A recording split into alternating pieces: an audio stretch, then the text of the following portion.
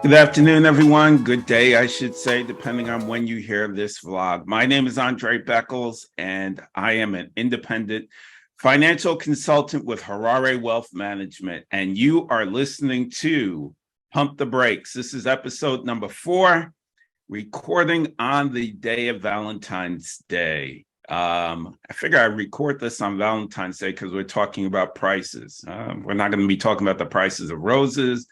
A little bit maybe about the price of the cost of food, whether it be if you're cooking at home today, if you're going out to eat, whatever the case may be. But we're talking about prices. The name of the show, I'd like to say the episode, is all about inflation.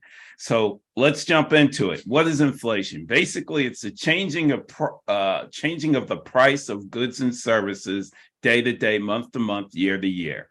We can, as analysts, so to speak, can analyze the numbers generally month by month.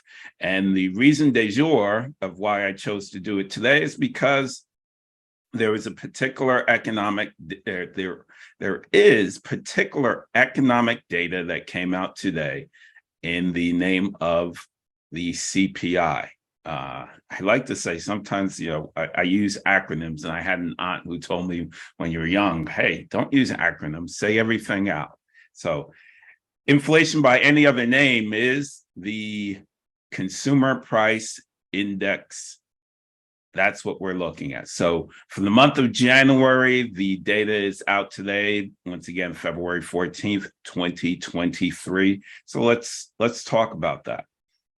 What's going on with inflation? I hear so many stories, and I'm going to try and keep this show as short as possible because I just ran upstairs, outlined this, and I said, well, hopefully my legal department will be able to get this out today,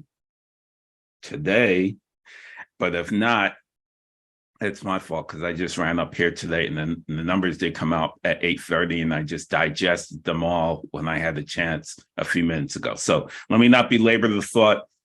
The CPI, otherwise known as the Consumer Price Index, as you may know it as inflation, the cost of goods and services going out. That number came out today for the month of January.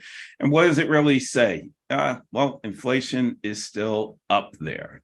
Hey, or would some people say, duh, as if I didn't know that already. I do my shopping, I buy this, I do that, I consume this, I consume that, and I know that prices are higher today than they were yesterday. Okay, so Andre has told you something that you didn't know.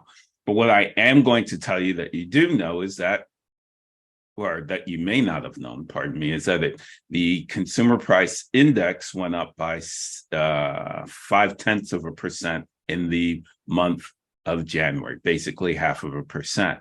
Now you would say, well, that's not much. What's the rate? Well, the rate actually went down. It's at 6.4%. If we look at the close of last year for December, was at 6.4. But it did increase by 0.5% in the month of January. If I compare that to December of 2022, the increase was by 0.1%, 0.10.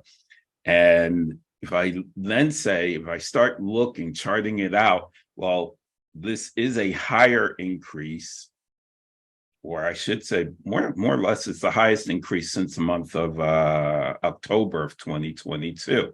So although the inflation is coming down, it is still hanging out there. And what I'd like to say, hanging out there, it's still high. Normal inflation, and I'm going to talk about the Federal Reserve in just a second, you'd like to see the economy somewhere around 2.2 to 3%. And when we talk about the Federal Reserve, and that's where we're going right now, the Federal Reserve doesn't like it. I've mentioned this before. It's Goldilocks and the Three Bears. They don't like the economy too hot.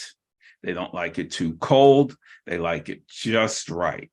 So we have come from, let's say, June, July-ish of 2022, where inflation was roughly around, say, 10, 11%. And, everybody was screaming for their mother or whomever they would scream for, because costs just looked like they were going through the roof. And for many factors, and for many people, those costs are still going up in different sectors.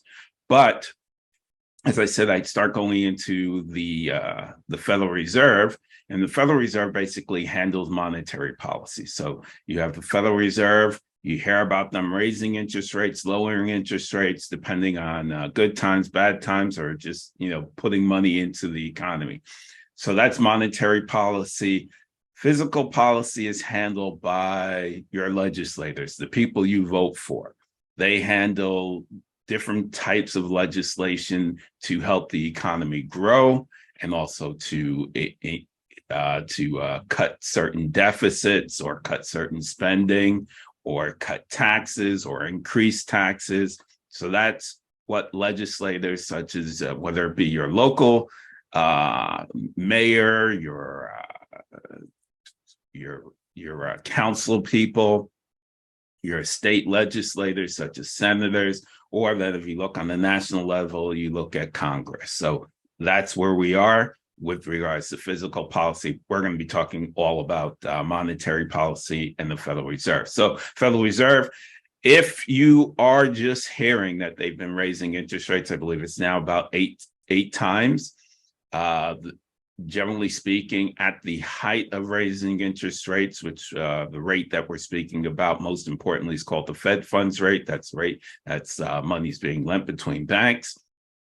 Raise that, generally speaking, at its heights at about 0.75%. Now we've brought it down to when they have their meetings to only about 0.5%. Why is this important? Because if you do any type of borrowing, or if you have any type of debt outstanding, or if you have a business and you're looking to either issue bonds or borrow money, this affects everyone. So from your student loans to your corporate loans, to your mortgages, to your refinancing, to the car loans, to your credit cards. I think you get where I'm going. So that basically affects the debt that's outstanding. So when the economy is generally is very strong, which it sounds like it's an oxymoron that you'd like to stop it from being too strong. But the reason is, if it's too strong, then prices, the higher prices, the push, because you're demanding some type of good or service, then a company or entity will keep raising their prices because you're pushing the demand. However, that creates inflation, higher prices. So that's where we are right now. We've been dealing with higher prices. We'd like to get those prices lower. So that's why the Federal Reserve raises interest rates.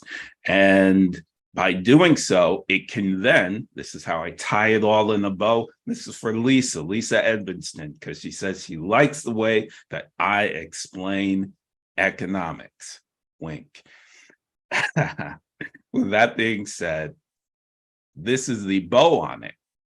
We bring this all together and we talk about the Federal Reserve, we talk about inflation, we talk about the CPI, which is a consumer price index that lets us know what inflation is.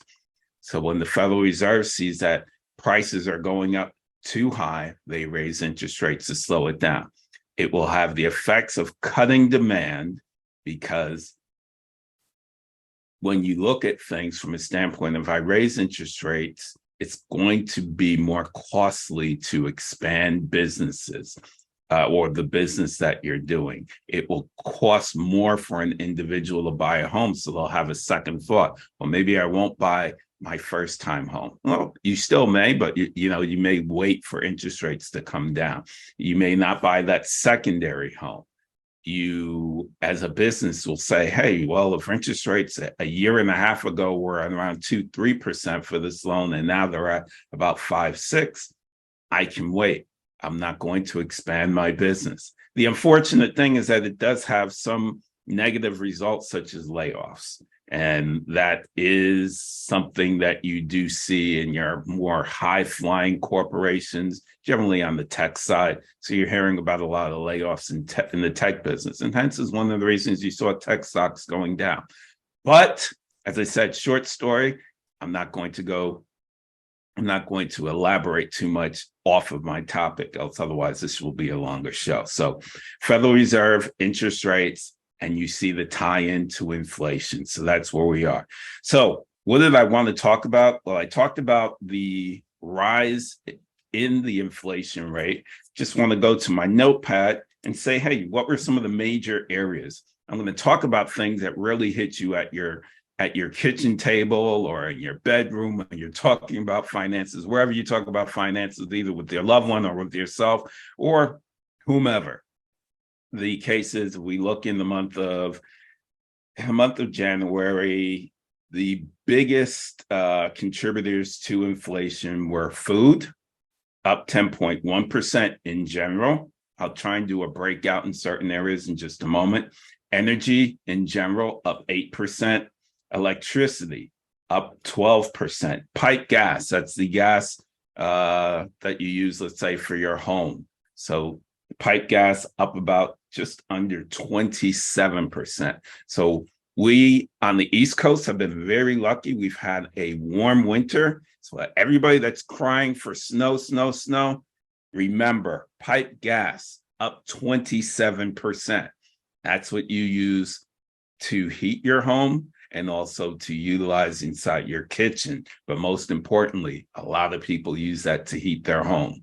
So as much as that warm winter is attributed also to climate change, which none of us want, it is a little blessing in disguise just based on the price that you can spend less to heat your home this winter if you're not using the gas as much or if you're monitoring it a lot. Won't cut back on the electricity because it is, I hate the phrase, it is what it is. All right, what else? Gasoline up that's petrol for the vehicles, up 2.3%. New vehicles up just about 6% as far as cost. Used vehicles down nearly 12%. If we go back roughly about a year and a half to 2 years, at one point used vehicles were up 40% because of pipeline problems, supply chain problems, I should say. They were up about 40%. You could have sold your new vehicle, maybe nearly at its heights, nearly close to what a previous, or you could have sold your used vehicle for nearly the price of a new vehicle. That being said, what else? Shelter. Everybody knows there was a guy in New York City, and unfortunately, I can't remember his name. He used to say that we're talking about shelter being up 8%. He had a saying, the rent is too damn high. And basically, if you're in any major metropolis, you definitely know that, not just New York City for that fact. Renting up about 9%. And transportation, for everybody that's giddy and that's out there flying, creating that demand, up about 14.6%. So definitely getting people to pay more when you're looking at that. Hey, these stats regarding the CPI that came out today are brought to you by, not my brain, but by the Bureau of Labor Statistics. So if you want to take a look at this data, it is there for today. All you have to do is do a quick Google search, type in CPI rate for January 2023, and it'll bring you to PDF and you can look at everything. So let's jump into it. Let's see where some of these higher costs were. I talked about rent, medical cost up about, say, 3%. So that's not that much. I was just talking to a friend of mine today, and she was talking about motor vehicle insurance. Everybody take a look at your motor vehicle insurance, not just because you have a Hyundai and those cars are being stolen so much that either they're dropping your insurance if you have it, but motor vehicle insurance is up. And this is for Nakia Cole down in DC. We were talking about it earlier today. Yes, motor vehicle insurance is up on average 14.7, so just about 15%. Airline fares up 26%. Well, let's jump into foods. What foods are costing the most? If we look at it from January of 2022 to January of 2023, based on the data that came out today, let's look at cereals. I'm a big cereal person. Well, the higher price for cereals up 16%. Flour and flour prepared mixes up 20%. Rice up 14%. So anything with wheat products, not just having to do, and people will ask why this is. Well, you have the supply and demand. So some of you were listening to Cardi B and she says, well, I'm going to use my platform to try and get prices down. Please sit to the side. Not the case. These are market forces. So it has nothing solely to do just with the war in Ukraine. That is one particular thing that changes the prices of some of the products that I just talked about, especially with grains.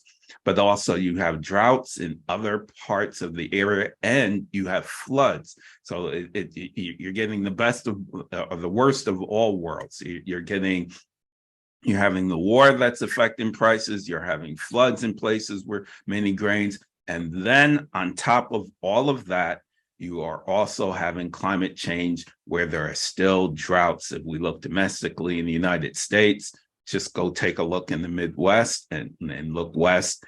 Although they've gotten tons of snow and rain, it's not enough.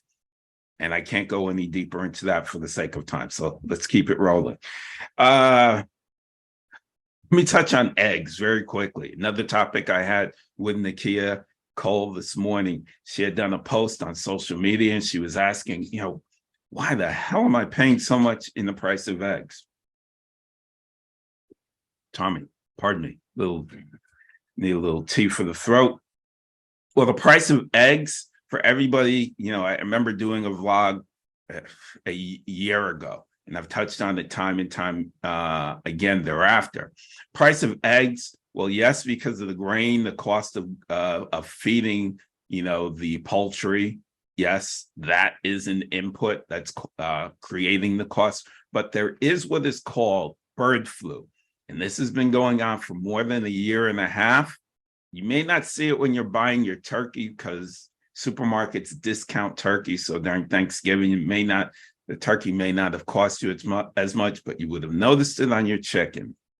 If you happen to not be Islamic and you eat pork, then or you just eat pork in general because you may not be a vegetarian or you just like pork for whatever the fact may be.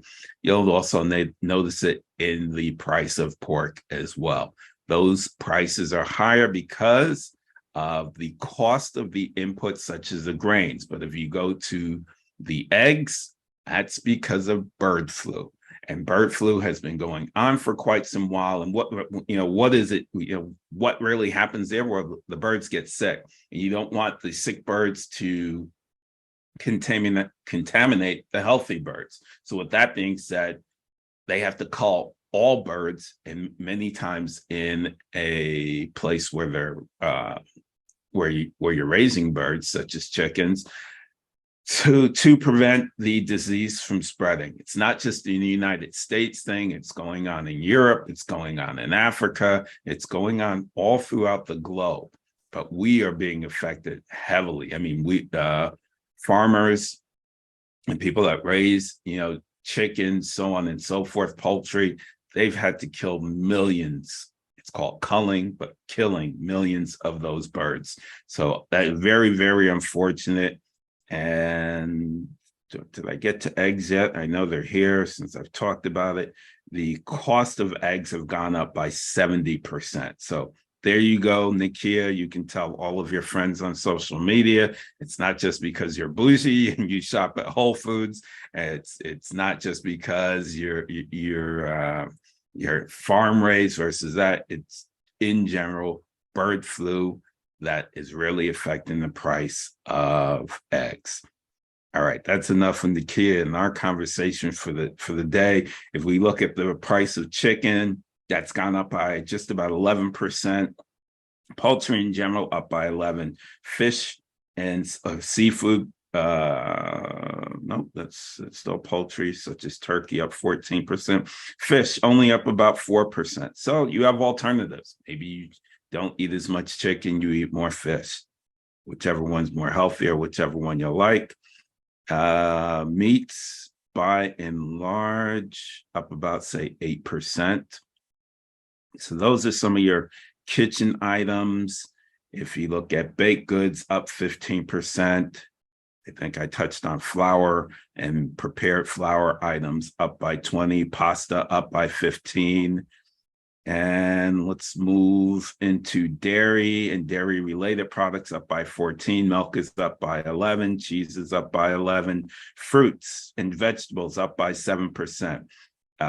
Fresh fruits in general up by 3. Let's do a quick breakdown. Apples up by 8.5%. Bananas up by 3%. Oranges up by 5%.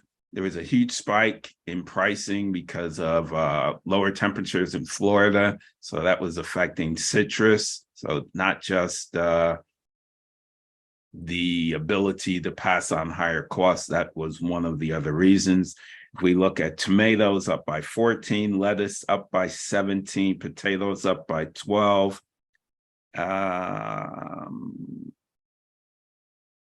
Carbonated drinks up by 14. Coffee up by 13, sugar and sweets up by 12.5, fatty oils up by 21, butter and margarine up by 32.5, butter itself up by 26, margarine by 45, salad dressing up by 19. And I want to say that by and large, that is what I'm going to touch on regarding food.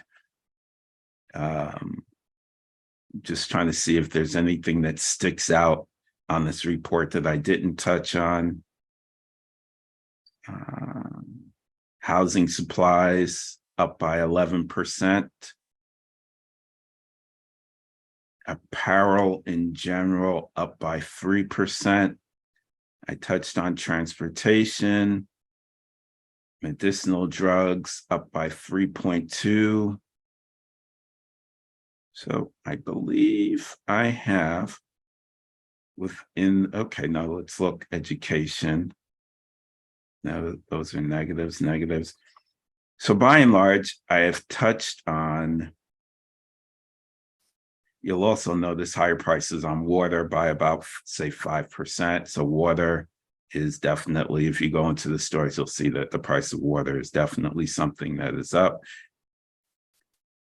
So let's stop there. Oh, well, if you do have a pet services and veterinary services up by about 10%. So those, I hate to take my eyes off the screen while I'm speaking to you, but I did want to touch on some of the things that really stuck out in the report that I thought that would be very important to people that are subscribing to this vlog to hear about. And let's see, those are your kitchen table items that the CPI inflation affects you. So in closing, how does this affect your portfolios? Well, if there's higher inflation and you have higher interest rates, well, then you're trying to slow down the economy. Hence, you're going to see the capitulation inside the marketplace. Institutional traders, I'm not speaking about everyday traders, they like the Fed to slow down their rate hikes. They'd like to see it at either no rate hike or only 1/4 point in the next meeting. I can tell you there's still going to be a rate hike because if we're at 6.4, and if I say the norm is 2 to 3%, although some people would like to say, hey, we need to update the norm and bring it to 4%. Well, that faction are still off because we're at 6.4, so you still need to raise interest rates. So that being said, unemployment is still doing well. We're about, say, 3.4 based on the last unemployment rate. Next set of data that comes out that I can think off the top of my head, retail sales, that'll give a gauge as to how people are feeling as far as consumer sentiment and spending their money, and where they're spending their money. That is later this week. I can't remember what the rest of the data is this week. Pardon me. But with that being said, I do expect to see further capitulation, good days inside the market, and then negative days inside the market. But I'll come back and do a recap as to where the markets are whether it be on the stock side and the bond side in one of the next videos. With that being said, please stop for a moment, like, share this video. I should have said it at the beginning, should have said it several times, because the more times you'll hear it, the probability that you'll actually do it. Most importantly, share this information. I like to call it financial literacy in many senses, because we're all busy in our own lives, and you may not have a lot of time spending to listen to what's going on inside the financial markets. If you're a client, I can't give you a call every day and talk to you about what's going on inside the economy. I like to say, if we spoke every single day, I'd be telling you virtually nearly about the same thing. So I try and come to you in these videos and give you a quick synopsis, sometimes a little bit longer than expected, which I think I'm doing in this video right now. But most importantly, I want you to have this information because it emboldens you to know what's going on inside your portfolios, whether you're having money managed with me, or you have money that you're managing yourself, or it's outside for your families and your friends, whether it makes you feel more comfortable or just more knowledgeable. That's why I do these videos. So please like, share, and subscribe to this channel, and it costs you nothing to do so. So most importantly, I want to thank you for listening to me labor through the inflationary report, also known as the Consumer Price Index, aka CPI. I hope everybody has a great day moving forward, and please stay healthy, wealthy, and wise. Peace be with you.